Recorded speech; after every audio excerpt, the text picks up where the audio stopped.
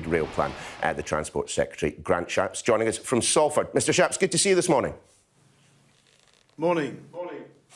Clearly, an announcement of significance yesterday, but not perhaps quite as significant as many had been led to believe. Can you just explain why the eastern leg of HS2 is now not going ahead and why that high-speed rail link between Leeds and Manchester, similarly, will not be going ahead as promised?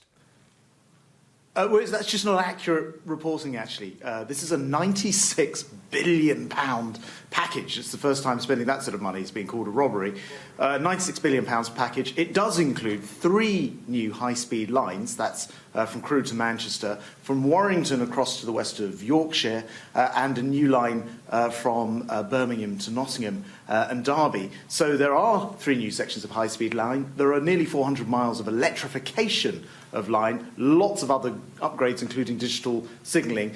And actually, the thing that will matter to people in the end is if you are in Manchester, which is where I am this morning, you'll have a 33-minute journey across to Leeds. If you're in Bradford, you'll have a 12-minute journey to Leeds. So we're talking now about some really fast journey times due to this multi-billion-pound package of upgrades and spending and high-speed lines.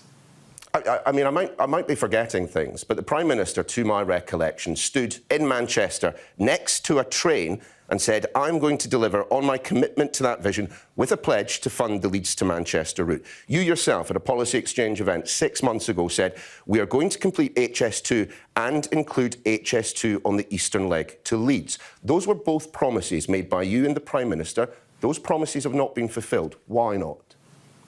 They're absolutely being fulfilled. First of all, we're producing that around 30-minute journey from Manchester to Leeds, or to give you another example, Manchester to Liverpool in 35 minutes. So we're giving that interconnectivity. We said we wanted to create that kind of connection that you would have, perhaps if it was in the south, in the north. And when it comes to HS2, we're going to deliver HS2 trains, and look, the best way to do that into Leeds. The plan for HS2 was conceived 15 years and more ago, and we always said what we want to do is make sure it actually integrates with these plans for Northern Powerhouse Rail, which we are building. That is the line which goes across, and including high-speed rail, which will make those dramatic journey time differences, as well as Midlands, what's called the Midlands Rail Hub, the ability to connect the Midlands up much better. So, for example, you'd be able to travel from our biggest cities in the Midlands, Birmingham, say, to Nottingham in under half an hour, that sort of thing. So 27 minutes. So, you know, this is a massive plan. It spends £96 billion. Over 50 billion of that is new money into this plan.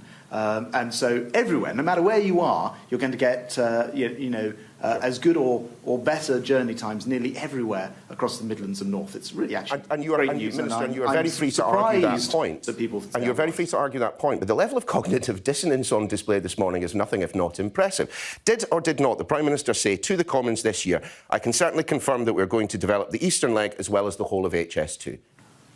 Which is exactly what we're doing. And I think that's been misunderstood, the way that's been created. So the eastern leg will be developed. As I said, there'll be a brand new high-speed line. I think it covers about 35% of the distance. We'll then look to utilise and upgrade, for example, the Midland Main Line. So if you were taking the journey to Sheffield, it will be exactly the same under this plan as it would have been under the original HS2 plan. But Sheffield and many other places will be served in between. So this is now bringing in a lot more communities who wouldn't have had the benefits of high speed with this measure. And as I say, there's £100 million in there, not only to look at how to take trains, HS2 trains, I should say, into Leeds, but also how to give Leeds a transit system, because actually it's the biggest city in Europe without its own transit system. So all of that and much else is included in here. And the only disconnect are some of the complaints from, I have to say, largely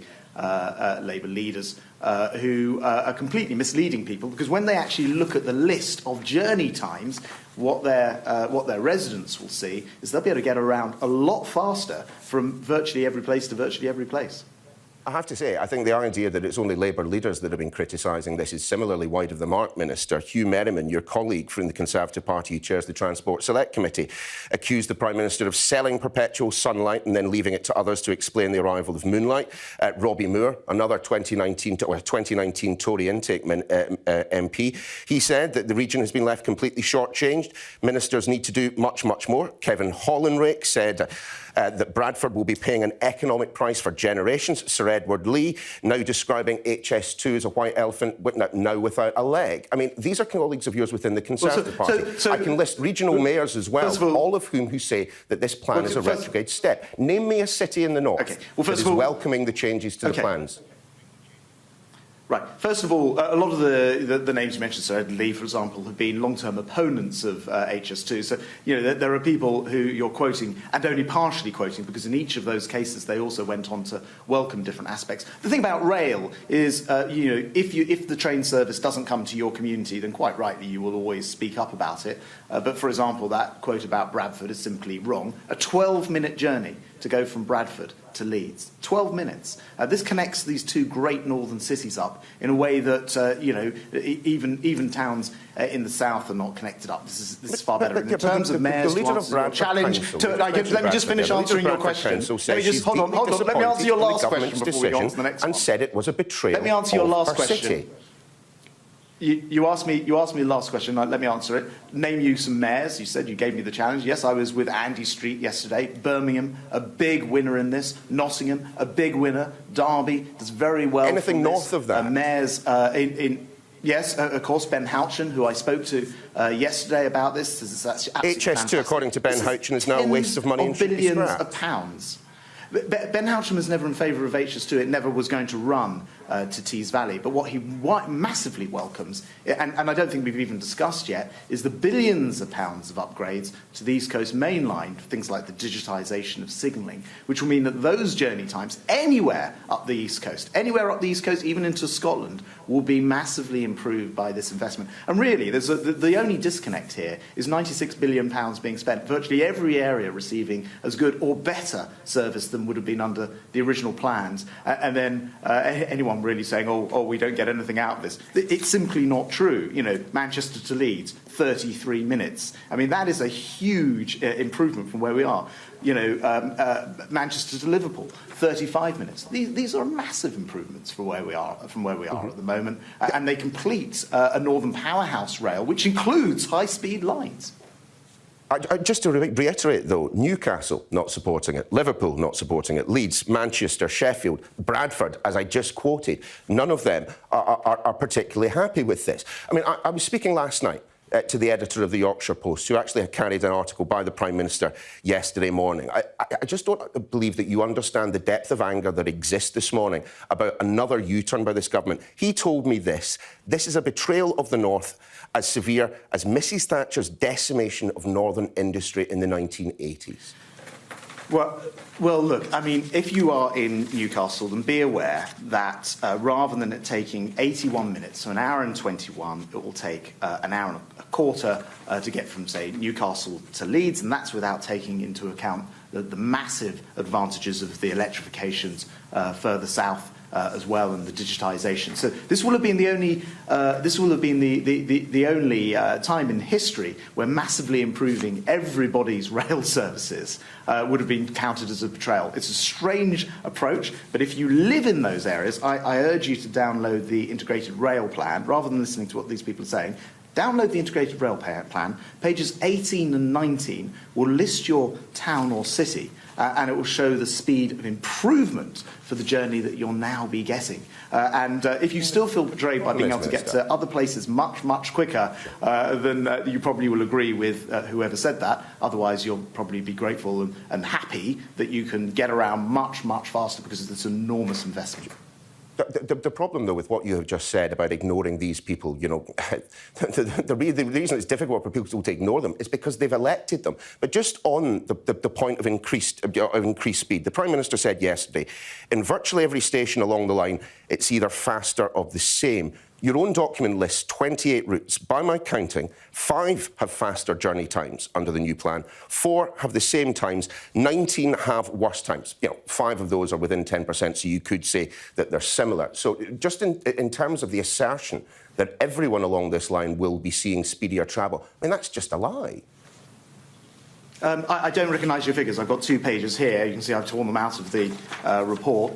It lists a lot more places than you just mentioned right off the bat. So I don't recognise what you're saying. Virtually everywhere gets much better services than was envisaged under the original HS2 plan, which, as I say, other than the fact that it's sort of obviously ripped through the countryside, there'll be an awful lot of people this morning who will be relieved. But other than that, there are just massive journey time improvements. And as I say, half an hour or thereabouts journeys from Manchester to Liverpool, from Manchester to Leeds. These are real improvements. Oh, and there's one other thing I should mention. Rather than these being delivered in the never time, because previously these wouldn't have come about till the 2040s, these are upgrades which are starting this Christmas and will be delivered in many cases during this decade. So rather than having to wait forever, people will get the advantages much sooner. I do encourage people to actually take a look at the document itself, because I think they'll get a very, very different picture. I would encourage them to do exactly the same. But can we just focus for a second on the money and the £96 billion figure that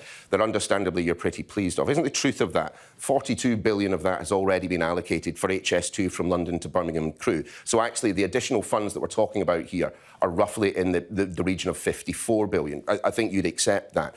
But actually, and we're upfront about that, and we say that in the document, yes. Great. Estimates vary, but with the full HS2 and NPR network, as you previously promised, we were looking at perhaps as much as 185 billion. Now, you may well contest that figure, but it is a statement of fact that as a result of the U-turn that you and the Prime Minister performed, tens of billions of pounds less will be spent in the north.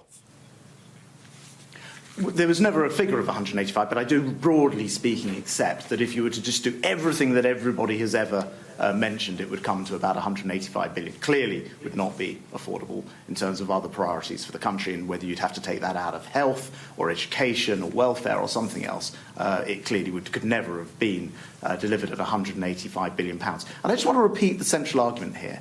First of all, when you look at the figures, wherever you live in the country, if you're in the Midlands or North, take a look at what your journey times will be. You'll see that they're likely to be at least the same or largely much better than they are today, with really quick journey times. I've mentioned things like Bradford to Leeds in 12 minutes, which I think people will massively welcome. The second thing is, you won't have to wait until the 2040s to see these improvements. These improvements will start coming much faster during this decade. And again, I think that matters to people more than some dream of something which may never, ever occur, or in so many decades' time, and as you rightly point out, would bankrupt the country in the meantime. Given that both you and the Prime Minister have, within recent memory, promised that eastern leg of HS2, which is not going ahead, that new line between Leeds and Manchester, which is not going ahead, on what basis should we believe any of the promises that you're making this morning?